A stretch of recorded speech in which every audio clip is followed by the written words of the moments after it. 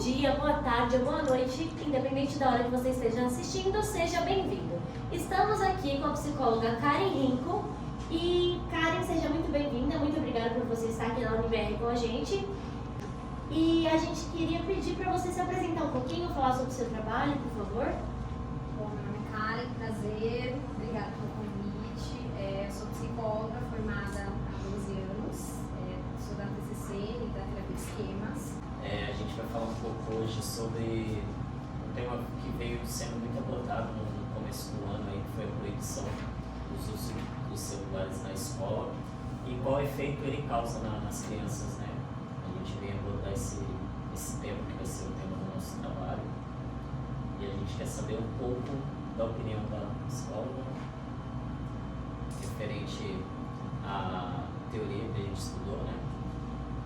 Qual o efeito contrário ao uso das telas para jovens, crianças e adolescentes? O contrário, você quer dizer o quê?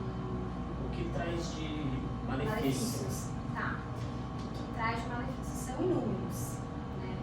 Dentre todos os malefícios, as telas, elas tiram a possibilidade da criança ter interação social com outras crianças para o desenvolvimento. Então, quando a gente fala de um desenvolvimento saudável, né, da criança, enfim, independente da idade, é muito importante a interação social. E as telas, elas podem dificultar esse desenvolvimento. Então, das brincadeiras, de brincar, de interagir com outras crianças, de conversar, de manipular outros brinquedos, outros jogos. Então, a tela, ela traz esse lado negativo para as crianças. Você acha que teria a possibilidade de ter algum benefício também das telas? Talvez, não necessariamente, que acho que é importante dizer, é que para o desenvolvimento saudável não tem entre o interagir e viver ali a infância saudável com outras crianças, brincar e tal, a tela ela nunca vai substituir essa necessidade. Então a gente precisa estar em interação, todos nós, inclusive crianças, para o nosso desenvolvimento. Mas a tela ela pode ajudar num sentido específico. Por exemplo, você quer desenvolver uma habilidade na criança que tem uma dificuldade pedagógica. Então, talvez tenha um jogo ali pedagógico que desenvolva alguma questão. Ou, por exemplo, a criança ela tem uma dificuldade de lidar com... é resistente à frustração. Então, talvez um jogo numa tela ele pode ajudar, desde que seja uma coisa específica, né? Não para substituir a interação, tete-a-tete, cuidado, brincar. O comportamento recorrente que você tem observado em crianças que muito expostas, né, a dispositivos digitais? O excesso ali porque as telas elas facilitam, né? Você tem uma recompensa maior rapidamente. Então a criança que tem um excesso de precoce, que tem um excesso ali de tela, ela tende a ter um sistema de recompensa dopamínico ali muito maior. Então ela vai se desinteressando. Então a perda de interesse rapidamente. Então a criança ela tá lá no jogo, ela fica 2 segundos, ela cansa, ela vai para outro jogo, ela cansa, se ela perdeu aqui, ela vai para outro jogo. E aí o segundo ponto entra a questão também da agressividade. Então por conta dessa resistência que vai se criando por conta do excesso de telas, a criança ela vai ficando mais agressiva, né? Então provavelmente você já viu algum vídeo de criança chutando, jogando e tal, agressivamente por conta ali daquela exposição e daquela frustração. Eu tinha uma curiosidade de saber se existe algum tipo de intervenção psicológica.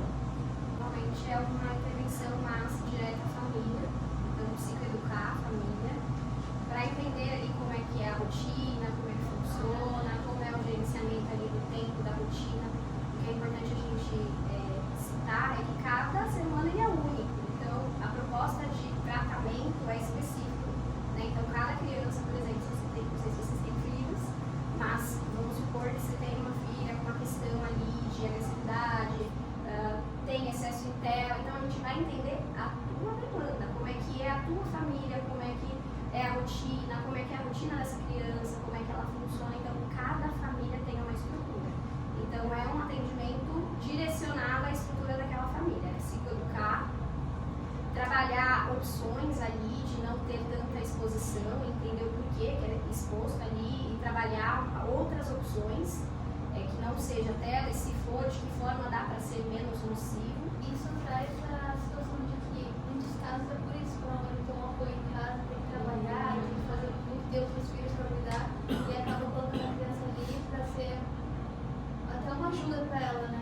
Uma ferramenta. Isso é uma solução prática. Sim, o que eu falo é assim, no ideal é que não tenha, o que você puder e tentar ali conseguir a criança não ter acesso à tela é o ideal. Mas a gente sabe que a tela hoje ela é usada como uma ferramenta para facilitar uma pessoa, vamos pensar numa mãe solo, né, que sozinha, que não tem ninguém, ela precisa trabalhar e ela está sobrecarregada e essa tela ela vem com uma opção, com uma ferramenta ali para ela ter um tempo para ela conseguir trabalhar. Puxando essa linha de raciocínio dos pais, como o comportamento digital dos pais influencia o modo como as crianças usam e interpretam a tecnologia? Os pais, eles são o primeiro padrão ali que a criança tem como referência. Então, se os pais vivem no celular, se não existe uma comunicação, uma conexão, se não tem tempo de qualidade, é aquilo que a criança vai entender como um padrão, né? Então, isso é normal estar o tempo inteiro no celular, mexendo no celular, é normal estar o tempo inteiro na tela, vendo televisão, enfim. Então, a criança, ela entende aquilo como normal e aquilo passa a fazer parte da vida dela. E a gente precisa entender que, por exemplo, acredito que todos nós aqui, a nossa infância não existia a tecnologia como é hoje, não tinha tela. Então, a gente pensa que se na nossa idade existe os malefícios, né, do uso excessivo, imagine sem a nossa infância ter tido a infância, imagine você pegar hoje uma criança que já nasce com a tecnologia aí. Então, tem criança de meses que já está na frente da tela, na frente, né, da tela ali, mexendo, vendo alguma coisa. Então, isso tem grande influência. A teoria do Piaget, porque ele acreditava que a criança aprende principalmente explorando o mundo com o corpo e com os sentidos, assim. Totalmente. O brincar na terra, mexer na terra, manusear objetos, brinquedos, os jogos, aqueles jogos de palitinho, qualquer tipo de jogo mais criativo. Isso é importante para a criança ela ter a percepção do corpo dela, sensorial, mental também, raciocínio, lidar com ali na brincadeira, ter a criatividade, imaginação lúdica. Então tudo isso se perde bastante com a tela. E voltando um pouco naquela questão que você falou das soluções práticas, da sobrecarga do cuidador, da cuidadora, puxando um pouco para o seu lado de especialização. Há casos em que os usos de tela se tornam uma espécie de solução prática para as mães exaustas.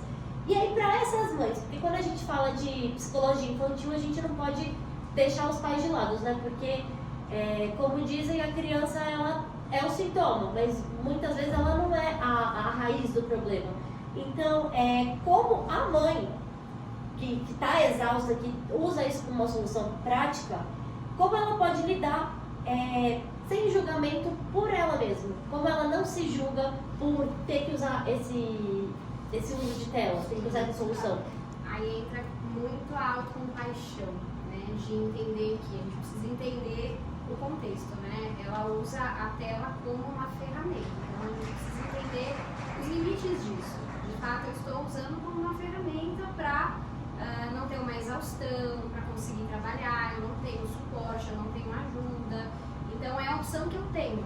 Então, dentro da minha realidade, é a única opção que eu tenho. Então, eu preciso entender qual é a minha realidade, que não dá para comparar com outra realidade. Talvez outras mães tenham outras possibilidades, enfim, tenham um suporte, tenham a rede de apoio, mas entender que ela faz o possível, né, dentro da realidade que ela tem. A gente sempre, eu falo que a gente sempre tem que olhar dentro do nosso contexto e da nossa realidade. Não dá para eu comparar a minha realidade, o meu maternato, com o seu ou com o outro, não. Tem que olhar dentro da minha realidade e ter a compaixão, né, de não se sentir, não se culpar diante da circunstância ali que vive.